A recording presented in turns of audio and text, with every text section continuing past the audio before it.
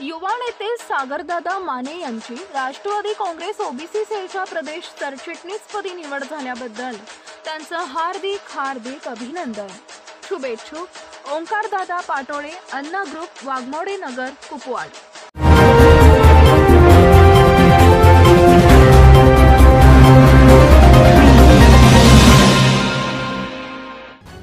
राष्ट्रवादी काँग्रेस पार्टीच्या ओबीसी विभागाच्या प्रदेश सरचिटणीसपदी युवा नेते सागर माने यांची निवड।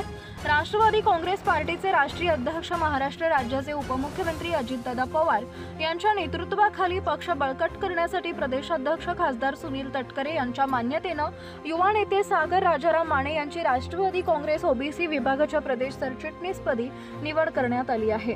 राष्ट्रवादी काँग्रेस पार्टीच्या ध्येयधोरणानुसार ओबीसी विभागाच्या माध्यमातून पक्ष संघटन वाढविण्यासाठी कार्य करणार असल्याचं युवा नेते सागर माने यांनी सांगितलंय। या निवडीप्रसंगी राष्ट्रवादी काँग्रेस पार्टीचे प्रदेश उपाध्यक्ष, माजी नगरसेवक विष्णू माने, जिल्हाध्यक्ष, माजी नगरसेवक प्राध्यापक पद्माकर जगदाळे, बिरेंद्र थोरात, कुपवाड शहर अध्यक्ष आशुतोष धोत्रे, अरुण रुपनर, मुनीर मुल्ला आदींसह राष्ट्रवादी काँग्रेस पार्टीचे अन्य पदाधिकारी व कार्यकर्ते मोठ्या संख्येने उपस्थित होते।